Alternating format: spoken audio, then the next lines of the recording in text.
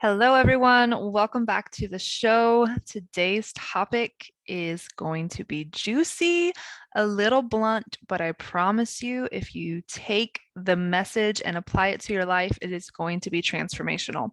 So, like many topics that I record, this one's been brewing for a long time.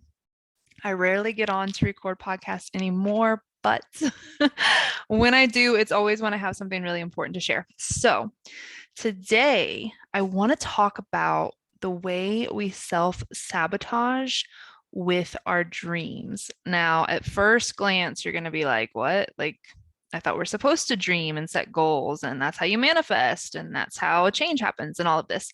But let me explain. So, first and foremost, yes, what I just mentioned is true. Setting goals and dreaming and, really aiming high in life is absolutely a great catalyst for change. However, not only do a lot of people not really approach goals in the most systematic, science-based way, and I talk about this a lot, I work with people on this a lot, but they also actually do the opposite of utilizing goal setting and dreaming and life visioning in a way, and they use it in a way that actually keeps them stuck. Here's what this looks like. So imagine you have 100 pounds to lose, right? I always use this analogy because obviously I've been in the health and fitness world for a long time, but weight loss is just such an easy metric that people can kind of get. It's a good example. People really can get it.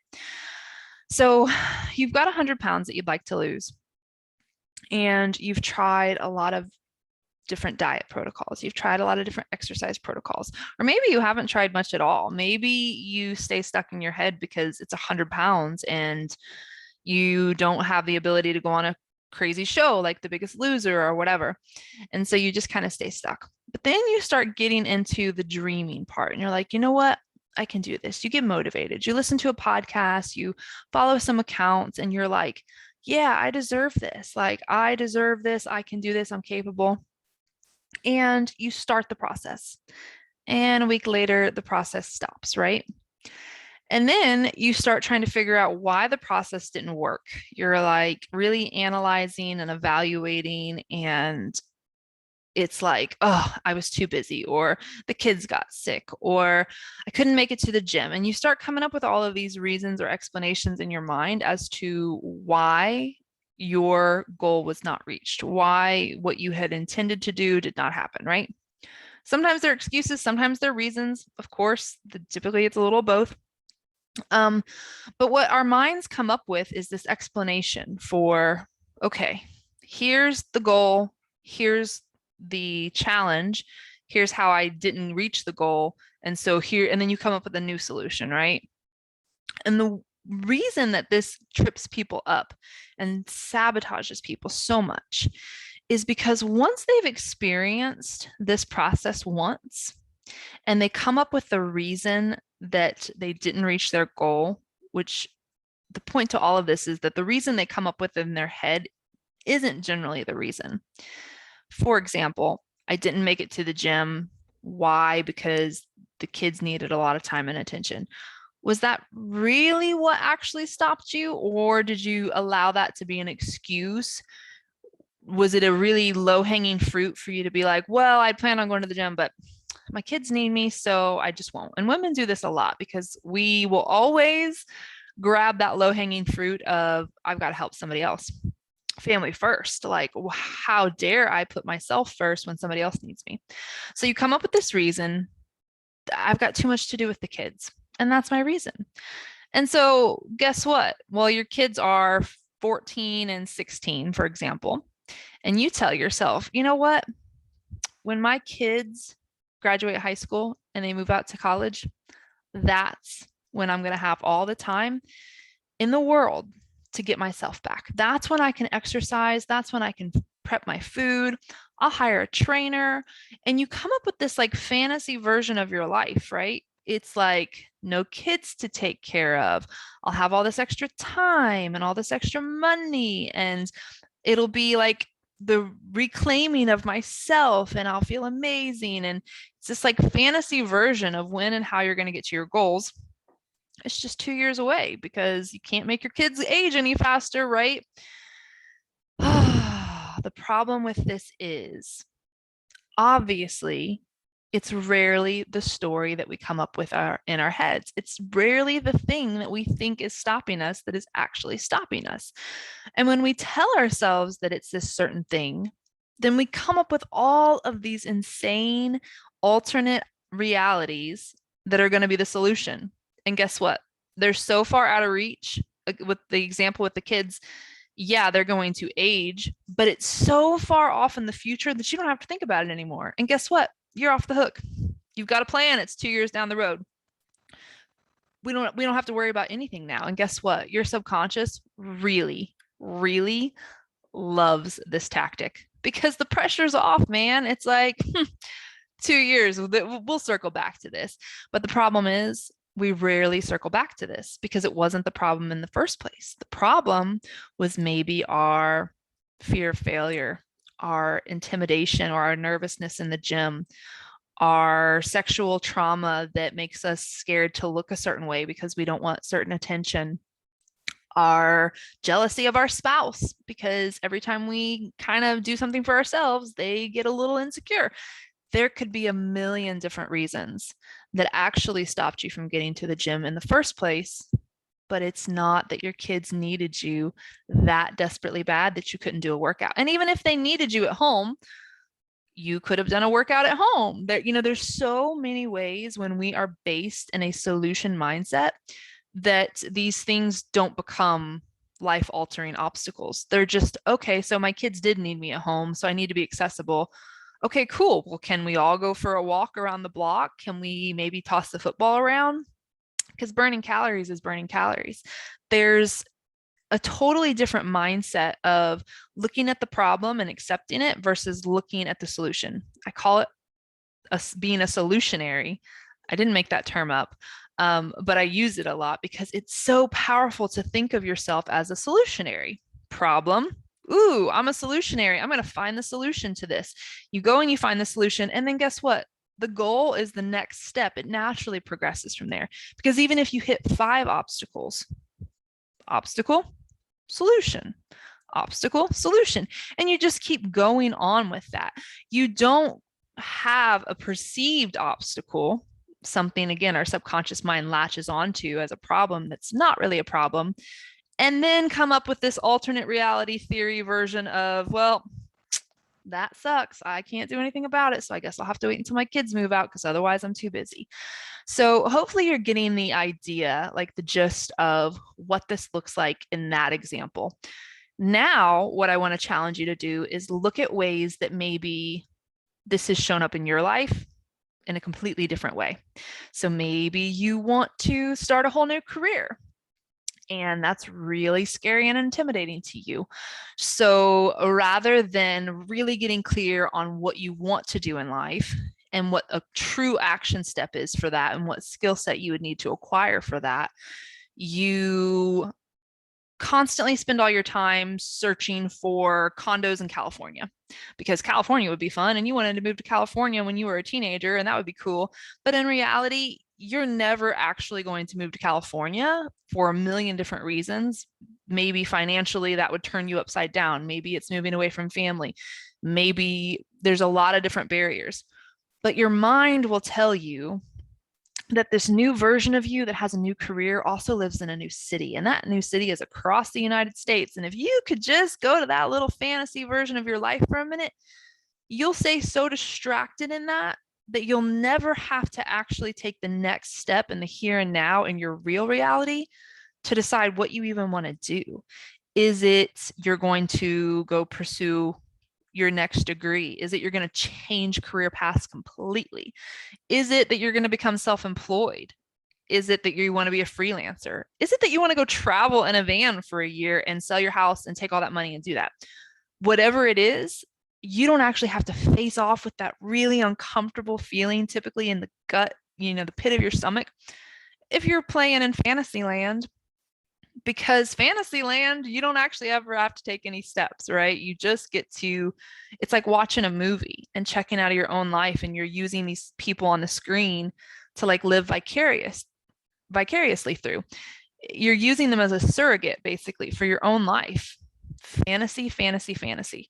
Now, this exists in a lot of like deeper, darker ways with things like porn addictions. You have a brain that looks at something as so like it's so chemically intoxicating, and it's like, whoo, this is it. This makes me feel great. Well, then the next time you need something a little more extreme and you just keep chasing the next hit. Meanwhile, your actual sex life is evaporating into nothing because you're not even paying any attention to it. You're way over here in fantasy land. And that is why the epidemic of porn addictions are wrecking relationships in so many ways, because it keeps people living in a fantasy. And that fantasy is unrealistic, it's unmaintainable, it's not real. I mean, it's a fantasy, right? It might be fun and thrilling and exciting for a moment, but guess what? It doesn't apply to real life. It doesn't enrich your actual sex life with your partner, who doesn't look anything like those people that are now appealing to you, because your brain chemistry has been kind of wired for that. So I mentioned the addiction part, and you may think like, what does that have to do with anything? But I mentioned that because if you understand basically neuroscience and the way neurons wire and fire together and the way addiction creates pathways in our brain, then you understand that people stay stuck their whole lives because of these feedback loops in their brain. They have an idea, they think about the idea, they maybe try the idea, but not fully committed. They just maybe dab their toe in it. Again, they think they're going to go to the gym, and so maybe they sign up, maybe they buy some new leggings. They didn't really overhaul their life and ensure that they were going to have an hour on Monday and Tuesday every day or every week to go work out, right? There's all these different levels of commitment. So maybe they dabbled and then they came up with an excuse. There was a barrier, an obstacle. Maybe they did it for a week or two and then something happened. And then boom, it's back to that addictive cycle of, I'm not cut out for this. This doesn't work. A lot of times it's really negative self-loathing. We make it very personal. We're like, I'm a loser. I'm always going to be this way. Like, I don't even deserve this. And sometimes that happens from people in our lives. Like, people discourage us. They don't want to see us excel and grow and be better. So the environment is primed to make us fail. And that whole feedback loop, that whole process, it goes on repeat over and over and over again. The goal, the desire that you have to reach the outcome, say the losing weight example, it doesn't go away. So your brain has to come up with an explanation for that. It has to really resolve in its own inner workings, like, well, we want this thing, but we can't have this thing. So how do we navigate that? The brain's always trying to come up with solutions. Your brain is a solutionary. Your subconscious and your brain don't always work together, your conscious and subconscious.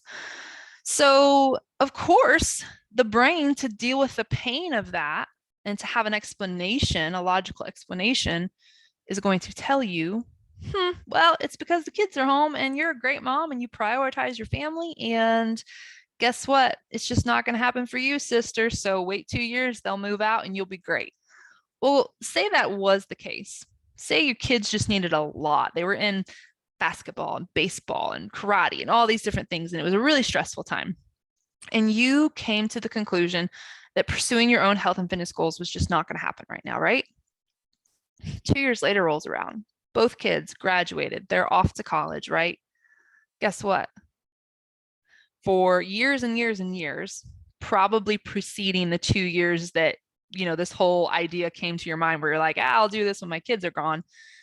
But probably way before that, your brain has not been a solutionary. You didn't train it to navigate obstacles and objections and barriers to your success. So guess what, man?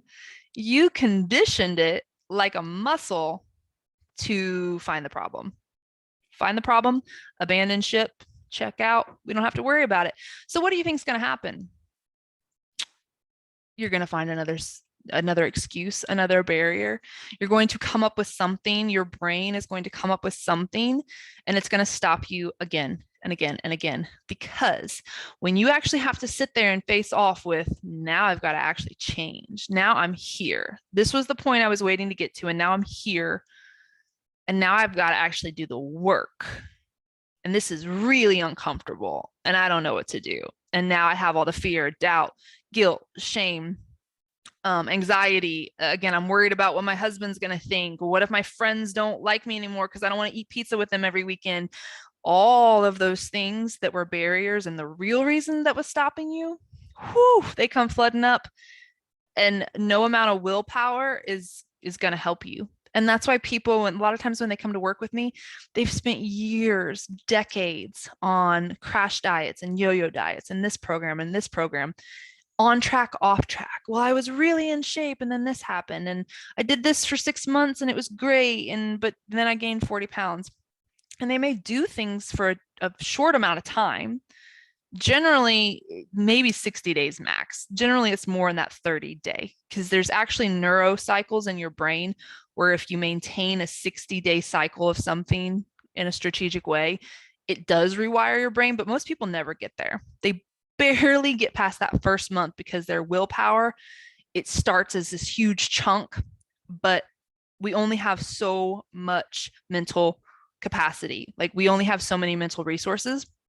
And when we're trying to diet and exercise and count calories and do all the things, and we didn't do that in a really strategic, thoughtful way, willpower is only going to get us maybe a week or two in, period. And then you're going to be so depleted and just overwhelmed and stressed that you're probably going to go binge eat a bunch of sugar, and you're going to go backwards. That's why people gain 30 pounds, lose 20 pounds. They gain 50 pounds, they lose 15. And they get in this just habitual cycle over and over and over again. So this ties into so many elements of human psychology and change. And that's why I've been so excited to do this podcast, because again, this is a trend that I see, and I've noticed it in myself, because like, let's not let's not even try to pretend that like everything I teach and preach, I have to live and I have to apply to myself. I have to eat my own words a lot.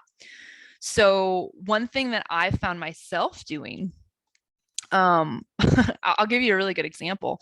2 years ago, when I closed the fitness facility that I owned, and I was really ready to launch this whole spiritual fit chick, mind, body, soul medicine, like I want to change the world and, apply all these concepts.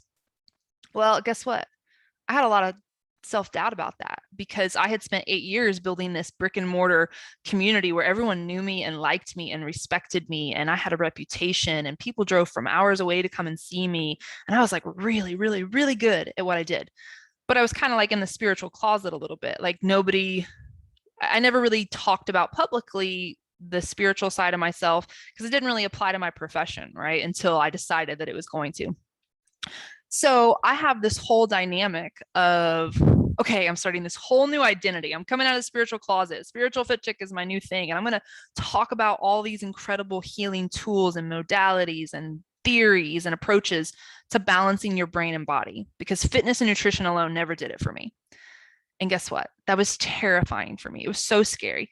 So right out of the gate, I decided that I basically went from like all the credentials and all the clout of like, yeah, I'm rock solid, I'm really good at this, to like none overnight. And man, did I like struggle and flounder about. So I instantly was like, I need more certifications. I need this. I've got to do this.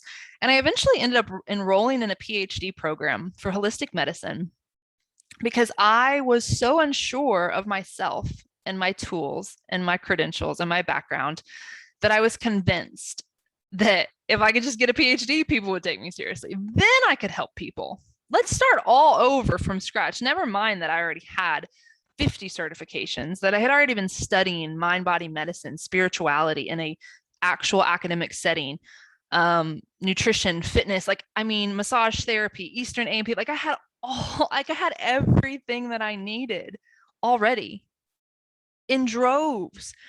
But I got obsessed with, this is too scary, this is overwhelming, I don't really know if I can do this, and I stopped trusting myself. And there were a lot of other factors too. I left the city that I knew, I left my friends, my family. I basically got completely uprooted, and all the things that made me feel secure and confident in who I was and what I did and how I showed up in the world were stripped away. And I was so raw and vulnerable. And man, I started reaching for this and this and this, and the PhD, everyone knows that comes with a big, oh, wow, you have your PhD. And so I thought that was That was the only thing that was going to make me qualified or confident enough to move forward. And the funny thing is, what I really want to do in this world and what I do actually do right now in this world, it doesn't require a PhD at all. Like I've learned more in my self-study and in my own experience and just working with thousands of people than I could necessarily learn in that capacity. And that PhD would have applied to something very different, very clinical, that isn't me at all. So I also was struggling with some health issues during that time. And for various different reasons, like literally a month and a half in, I was like, what have I done? Like, this is stupid. I believe in higher education. I love education. I love academics, all of that. I'm a knowledge junkie. But I knew in my heart that I made the decision to enroll in that program for the wrong reasons, and that it wasn't sustainable, it wasn't realistic, and that until I really perfected my craft with all the tools and knowledge I had at my disposal, there was no need to go and get the next certification because it wasn't going to fix anything. I had to face off with my doubt and my fear and my insecurity and build that up. And that's what I had to do. And so, again, this happens in so many different ways for us. We need to change something. It's scary, it's overwhelming. So we skip step one and we try to go to step 100 because that's just easier for our brains because we know it's so far out of our reach that we know we don't have to take action because it's a fantasy life. It's in the future. It's like not here and now, right? And we do this in so many different ways. In so many different ways, we sabotage ourselves and we cheat ourselves because we don't look at what is right in front of us. What's the next step? What do I really need to do? What skill do I really need to learn? What bad habit or behavior do I really need to face off with? And we go 20 steps ahead and we stay there and we stay stuck. Our whole lives, we stay stuck. So this podcast, my goal was to challenge you to look at your own life and look at, are you living in a fantasy land a little bit too much? Again, it's fine to go there when you're thinking of your big life dream. Like for me and my companies, I will sit back sometimes and I will like envision the grand like image of what I want my companies to be. And I visualized my product Zen Pits being in Sephora I just yesterday I was in the mall and I walked by Sephora, and every time I see that store Ulta, I visualize my products being in that store, right? Because that's one of my goals, is to be in like big name brand stores like that. And I'm a creative, so I love the creative process of things. And like we have different scents that we're launching and all these new products that I want to launch, right? But literally this year, I made it my commitment that I wouldn't launch a new product until my sales were at a certain amount with my current products, because I have great current products. I don't need 5 more cents of Zen Pits if I'm not at the threshold or the level of sales that I want with the first one, right? And so we just get ahead of ourselves. And I'm giving multiple examples so that you guys realize how many different ways this can show up, where I've got to do a lot of work that I don't necessarily want to do on the technical business marketing side. I don't enjoy that. Most entrepreneurs don't, because we're creatives. We love to serve and create and do. We don't like sitting down with marketing plans and numbers and metrics. So what do? I keep myself really busy with all the new products I'm going to create and designs, and I order products and I start experimenting, and I have to catch myself. Oh, you're avoiding the real work, Holly. How's that working out for you? Not very well. You can come up with 7,000 different new deodorant formulas, and guess what? What if you don't sell any of them? What's the point here? Ultimately, as a business, my goal is still to make money. It's not a goal, it's a necessity, or we go out of business, right? So this presents in so many ways. We just stay busy, we stay distracted, we stay focused on the fun part, but we don't do the really hard stuff. We stay in fantasy land, we come up with excuses disguised as reasons. And guess what? Every year, we're essentially the same person. If we don't challenge that, if we don't call ourselves out on our own shit and be like, you know what? This is not okay anymore. Like, I'm going to do one thing every day for the next 30 days because that needs to be done before I go get that certification or before this happens. Another example is, people have a lot of great ideas for businesses. There's a lot of great network marketing companies out there that teach you how to do sales and market yourself and really grow a business without actually having to build a business yourself. I often tell people, I'm like, I'm an entrepreneur, man. I'm all about it. And direct marketing never worked for me, but I have dabbled in it. And even now, I'm still with Beauty Counter because I love their products. But I'm like, you have no business trying to start your own business or your own company if you can't even sell another company's products, because sales and business are like the foundation. You all the ideas, again, all the formulas in the world don't matter if you don't actually understand how to put a business in place and really understand the ins and outs of marketing and all of the different moving parts. Nobody wants to do this part, but a lot of people will take out funding and take out loans and start businesses. And like, I don't even know what the current statistic is for like small business failures, but it's like a lot. Like, I think it's like 88% or something of small businesses fail within the first 3 years. Why is that? Because they had the idea and they were really passionate about it and they took the plunge, but they didn't do all the groundwork.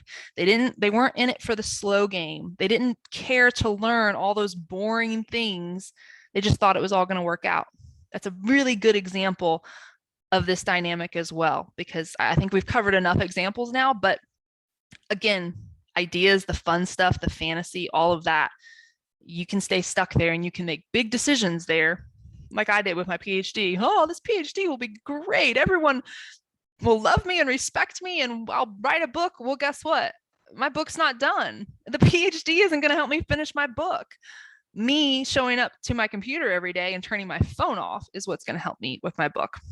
So this is your call to look at your life and evaluate things and recognize where you are living in fantasy out of reach land and step back. And my challenge for you is to find one thing to execute consistently for the next 30 days. Again, maybe you're trying to eat healthier or whatever, and you're worried about what supplements you need or what trainer you're going to hire or whatever, but you don't even drink a cup of water every day. Start there. Start there, because that's what matters most. I've used this analogy before. It'll be my last analogy because I think I'm beating a dead horse at this point. But a friend of mine actually introduced me to this analogy and I love it. And he's in the fitness industry as well. And we were talking and he said, a lot of people have a house that's on fire and like the house is literally burning down and they're outside like worried about the landscaping and like what flowers need to be planted. Well, like why in the world, like who would do that, right? That's asinine. But that's what people do. That actually is the most perfect analogy to sum up this whole thing is, why would you worry about what flowers you're going to plant if your whole house is on fire? Like you got to obviously put out the fire first. And the reason I love that is because that is what people do in fitness so much. They're worried about the trendiest supplement fat burner. They're worried about the trendiest workout program, the trendiest diet pill, the trendiest, DVD online boot camp course or HIIT training, like whatever it is. There's always something. The fitness industry is a multi-billion-dollar industry because it sells trends and it appeases that you just need this to do it. If you just have this package and these yoga pants and this, it'd be great. Right now, obviously, I own a supplement company. So I'm a huge proponent of the power of the right supplements to support your mental and physical well-being. Again, I've developed all these products that help do that. But if you have ever been in my inbox and asked me, you're like, hey, I'm struggling with this, I'm going to say one of two things. One, start with some basics, like, start with a basic multivitamin. You don't need 30 products. I always undersell people. I'm like, start with 1 or 2 products and stay consistent. Don't add 20 things in. But also, if you're eating like crap every day, I don't have a product that's going to undo that for you. Like your diet still matters. Your sleep still matters. Your stress levels still matter. Now, again, all of my products help people with those things. CBD will help regulate the nervous system. It'll help you get sleep. It's such a powerful tool, but a tool is different than a fix. The products, no matter how great they are, aren't going to come along and do the work for you. And they're not going to fix all the damage that your lifestyle is causing. but they can be catalyst. They can help you get your head above water and feel more mentally balanced, energetic, nourished, to where you do stick with an exercise program earlier. And then we also have the emotional side of maybe you're self-sabotaging. So maybe you need to get on a coaching program with me and we need to work on your emotional body and do some EFT and some coaching and, set you up with a whole customized plan because your thought process is sabotaging you. And again, CBD isn't going to necessarily override that for you. So this is just the different kind of approach and the different things that I look at when someone approaches me and asks me something. But so often they're in that fantasy, if I could just get the next thing, right? And I always back it up to the simple basics. Until your sleep is, solid, until you're eating balanced and well, like whole foods, like not starving all day and then binge eating Twinkies at night, until you're going on a 10-minute walk every day, you don't need to hire me for this extreme technical strength training program, right? You might need to hire me just to keep you on track for the walks every day and to help you learn to process some emotions and stuff like that. So deep breath from all the ways this comes up for me, because again, I've caught myself doing this so many times in so many ways over the years. And I'm very multifaceted. I get very bored very easily. So for someone like me with an ADHD brain that is always on to the next thing, it's a really tough pill to swallow, to self-correct and be like, oh, you're doing that thing again. You are doing that thing again. And you got to back up and you got to do some of the work you don't want to do because it's imperative and no one else is coming to save you. No one else is coming to do it. And the next product, the next device, the next tool, it doesn't matter. Work with what you've got. Work with what you've got and make it work. Embody that solutionary mindset of, yeah, this might be hard, but I've got it. I'm capable. I'm strong. I can create this change and I'm going to focus on what I'm in control of and I'm going to face off with my shit and I'm going to hire the right resources. Like if you need a therapist, you need a coach, reach out to me. This is what I do for a living. I help people recognize their behaviors and their habits that aren't serving them and bust through them and create new ones. And a lot of times we need support and accountability for that. If we have always done the same things over and over again, we've got to approach things a different way. And having that outside party coming in and being a sounding board and helping you kind of process through can be transformational. And that is what I get to do every single day in my practice. So I think that I have really drove this point home. I think I have painted the picture of this dynamic in a lot of different ways. And what I would love to do from this point is hear from you guys. Like, reach out to me, find me on Instagram, Spiritual Fit Chick. A lot of you guys are probably already there. But reach out to me and let me know what you thought of this podcast. Did it resonate with you? Did it highlight some things that you needed to face off with? Did it maybe trigger you a little bit? It is like, whoa, that was tough. But yeah, after I let it marinate for a minute, I realized some things I realized some ways I'm applying that dynamic, that living in the fantasy dynamic, the not take action dynamic. And I would love to hear from you. So I look forward to hearing your feedback on this. This is a touchy topic. Again, it's not an easy thing to face off with, but when we own our behaviors like this, we empower ourselves to change. We can only change when we fully own things and we're willing to look at it. So I hope that was helpful to you. I hope you found some value in this. And that is it for now. I'm going to sign off, guys. I will talk to you next time. Bye-bye.